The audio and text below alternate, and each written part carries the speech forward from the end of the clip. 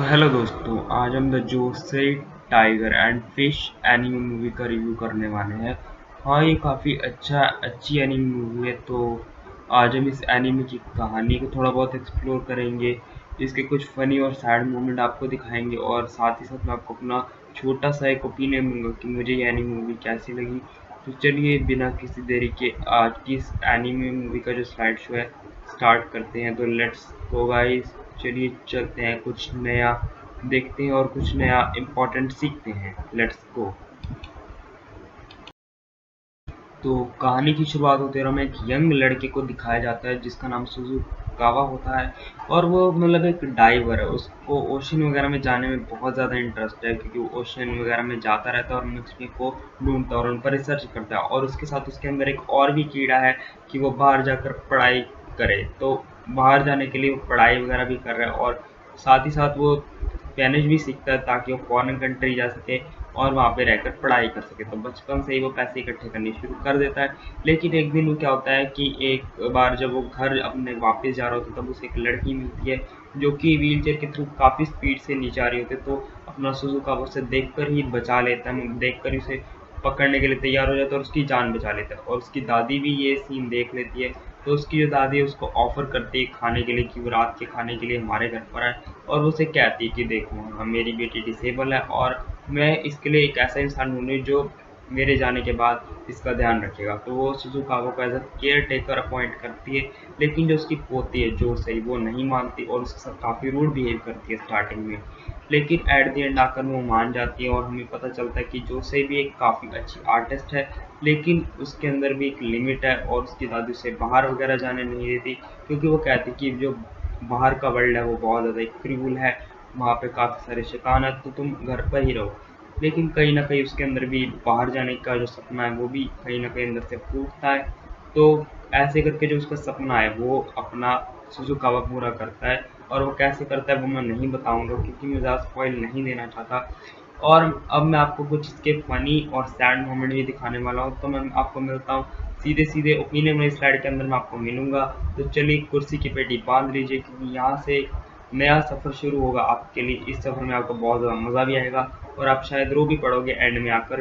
तो चलिए बिना किसी देरी के इस धमाकेदार सफ़र को चालू करते हैं। तो लेट्स गो और चलिए कुछ नया सीखते हैं। चलिए मैं आपको मिलता हूँ अपनी ओपिनियन वाली स्लाइड के अंदर। Okay bye.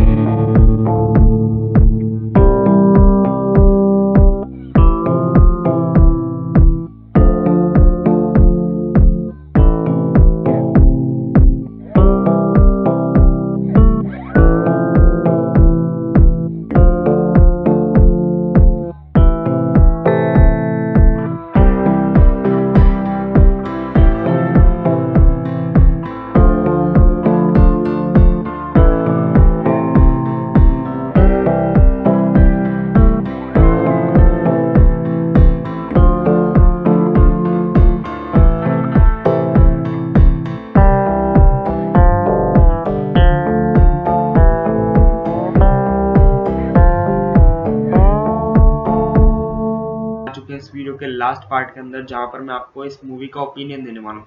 तो इसकी जो स्टोरी है वो काफ़ी अच्छी है। मतलब अगर आप इसकी स्टोरी को देखें तो जिस तरह से इन्होंने स्टोरी को रिप्रेजेंट करा है काफ़ी अच्छा करा है। मैं ज़्यादा स्पॉइल तो नहीं देना चाहता, लेकिन जिस तरह से उन्होंने ड्रीम को अचीव करने की बात कही है और किस तरह से उसने जोसेई ने जो बाहर का वर्ल्ड है देखा, उसने उस वर्ल्ड में मज़े करे, उसने उस वर्ल्ड को जिया और बहुत सारे जो न्यू फ्रेंड्स अपने बनाए। लेकिन जिस तरह से उन्होंने सेकंड हाफ में स्टोरी को कवर अप करा, बहुत अच्छा करा। लाइक जिस तरह से जब उसकी दादी की डेथ होती है और उसके बाद का जो सीन है काफ़ी डार्क वे में चला जाता है, और किस तरह से जब सुजुनु का एक्सीडेंट होता है तब उसके अंदर का जो ड्रीम है कहीं ना कहीं वो अपने ड्रीम के काफ़ी करीब था, लेकिन इस एक्सीडेंट के बाद वो अपने ड्रीम को अचीव करने का दोबारा नहीं सोच पाता।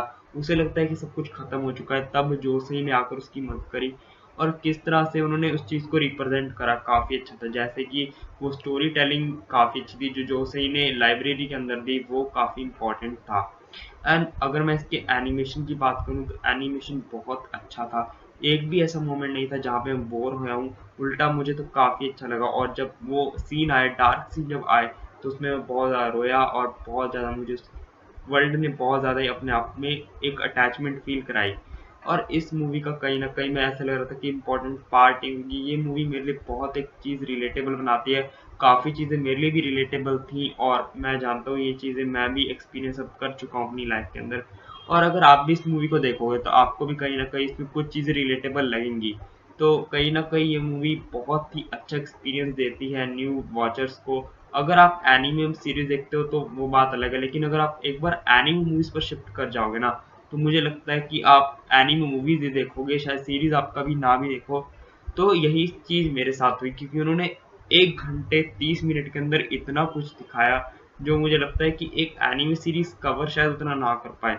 लेकिन इस मूवी ने एकदम अटैचमेंट दी मुझे, इस मूवी ने मुझे इतना कुछ दिया, और मैं इसके बारे में ज़्यादा सोच भी नहीं सकता कि मूवी अगर आगे और बढ़ी जाती तो कहाँ जाती।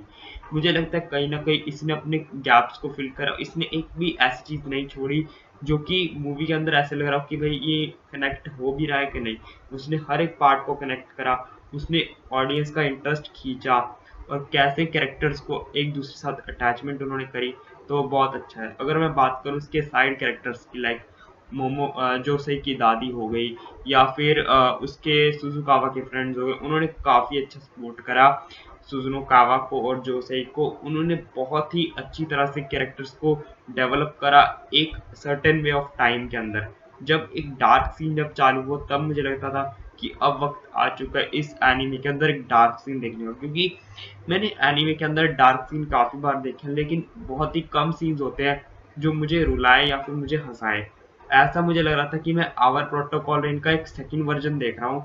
उसने बिल्कुल ही उस आवर प्रोटोकॉल एनिमे सीरीज़ की मुझे याद दिला दी, और ये कहीं न कहीं उस एनिमे सीरीज़ के तरह ही है, लेकिन उससे काफ़ी ज़्यादा इम्प्रूव। अगर आप उस सीरीज़ को भी देखना चाहते हो तो मैं लिंक डिस्क्रिप्शन में दे दूँगा। आवर प्रोटोकॉल भी बहुत अच्छी एनीमे है, और अगर आपने आवर प्रोटोकॉल रेन देखा है, तो मैं चाहता हूँ एक बार आप मूवी को रिकमेंड करें। वो मूवी के अंदर के जो सीन्स थे काफ़ी रिकमेंडेड थे। उसने कहीं न कहीं मुझे आवर प्रोटोकॉल की याद दिला दी, और कहीं न कहीं मुझे उसने भी इतना ज़्यादा रुलाया था और इस मूवी ने भी बहुत ज़्यादा रुलाया। तो मैं ज़्यादा बातचीत तो नहीं कर सकता, लेकिन हाँ, इस मूवी की अगर मैं रेट करना चाहूँ तो फर्स्ट मूवी है ही मेरी, और मैं इसको 10 आउट ऑफ 10 रेट करूँगा। और ये मूवी कहीं न कहीं अब मेरे कलेक्शन के अंदर जुड़ चुकी है, तो मैं चाहता हूँ कि आप भी इस मूवी को देखें। आपको ये मूवी काफ़ी सारे डिफरेंट वेबसाइट्स पर मिल जाएगी, मैं उनका नाम तो नहीं ले सकता, तो आप खुद ही जाकर ढूँढ लीजिएगा। तो अभी के लिए बस इतना ही। मिलता हूँ आपको नेक्स्ट स्लाइड शो के अंदर, और कमेंट करके ज़रूर बताइएगा कि मैं और कौन सी मूवी देखूं, और आपको ये मूवी का जो स्लाइड शो कैसा लगा। तो आप मुझे कमेंट करिए, मेरे चैनल को लाइक करिए और सब्सक्राइब भी कर दीजिएगा। अगर आप सब्सक्राइब नहीं भी करोगे तो कोई बात नहीं, बस एक लाइक और एक कमेंट, यही एक मेरे लिए मोटिवेशन बनती है कि मैं आपके लिए वीडियोस लाता रहूं और एडिटिंग का जो काम है वो सीखता रहूं, और मैं अपनी एडिटिंग स्किल्स को इम्प्रूव करके आपके लिए और नई वीडियोस लाता रहूंगा। तब तक के लिए गुड बाय, सायोनारा। आप भी खुश रहिए और लोगों को खुश रखिए। Goodbye, thank you so much.